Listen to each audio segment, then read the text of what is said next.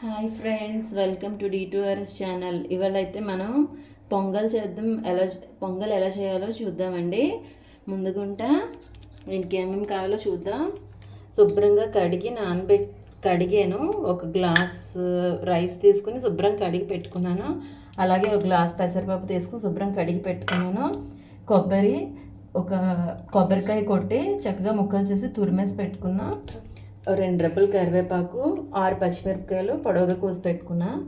జీడిపప్పు, కిస్మిస్ అండ్ కొంచెం మిరియాల పొడి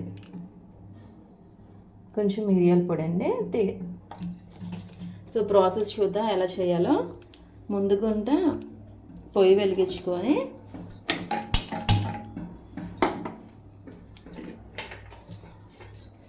దీని మీద పాన్ పెట్టుకోవాలండి. పాన్ వేడెక్కిన తర్వాత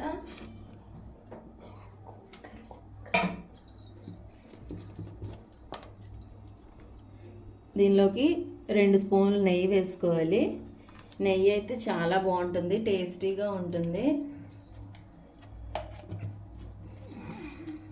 నెయ్యి వేడెక్కాలి.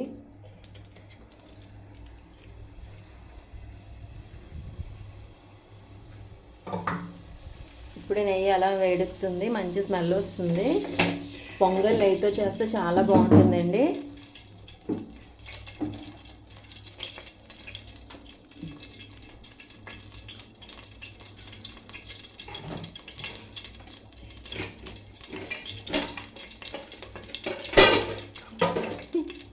ఇప్పుడు దీనిలోకి 1 స్పూన్ జీలకర్ర, 1 స్పూన్ మినపగుళ్ళు వేసాము.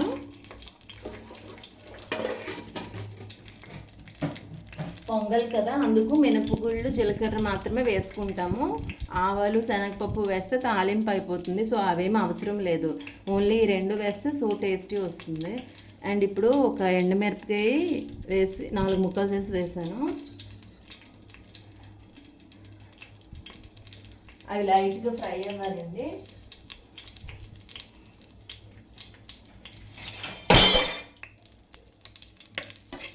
ఇవి లైట్గా ఫ్రై అవ్వాలి.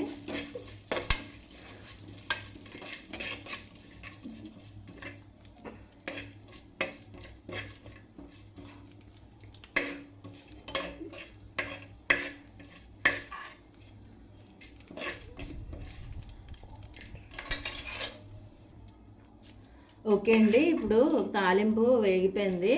ఇప్పుడు పచ్చిమిరపకాయలు, అలాగే కరివేపాకు, జీడిపప్పు, కిస్మిస్ మొత్తం అన్నీ వేసి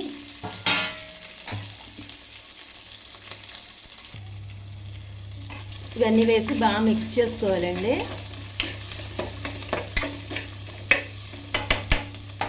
తర్వాత నానబెట్టిన పెసరపప్పు, అంటే కడిగి పెట్టుకునే పాటికి కొంచెం పప్పు నానుతుంది, బాగుంటుంది ఇలా అయితే.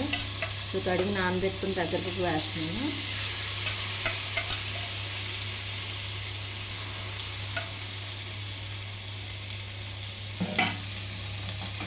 పెసరపప్పు వేసాక ఇంకొకటి బాగా మిక్స్ చేసుకోవాలి.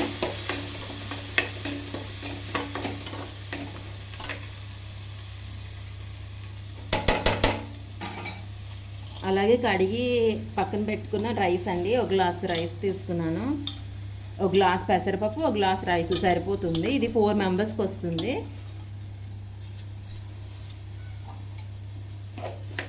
రైస్ వేసాక కూడా బాగా మిక్స్ చేసుకోవాలండి.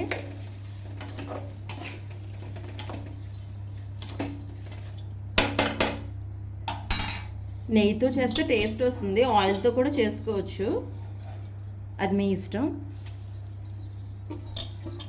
అంటే తాలింపుకి నేను నెయ్యి వాడాను కదా, అందుకని చెప్తున్నాను.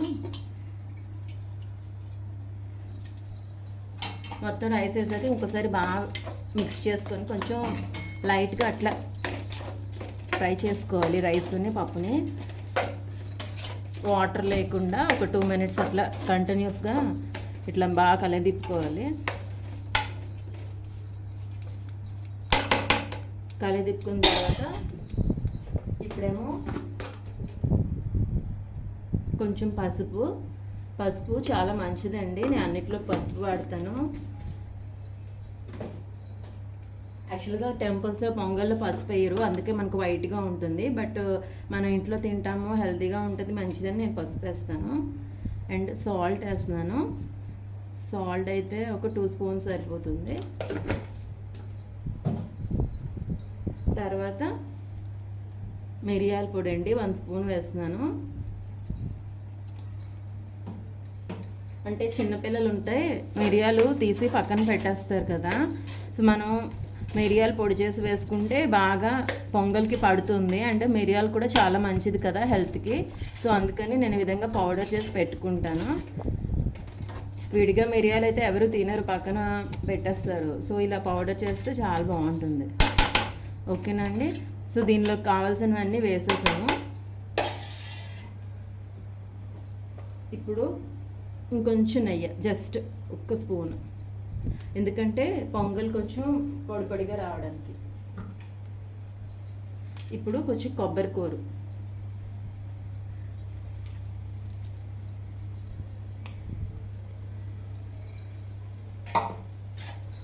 బాగా మిక్స్ చేసుకోవాలండి.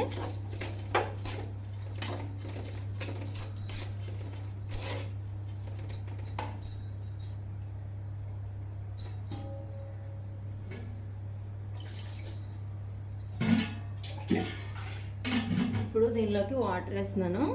చూడండి, ఒక ఫుల్ పెద్ద లోటతో వేసాను.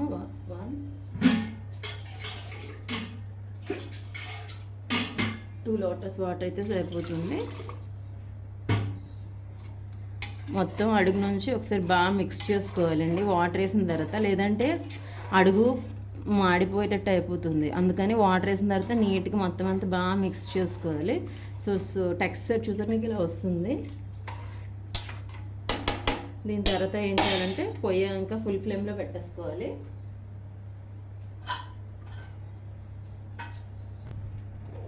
ఓకే అండి, అన్నీ మిక్స్ చేసుకున్న తర్వాత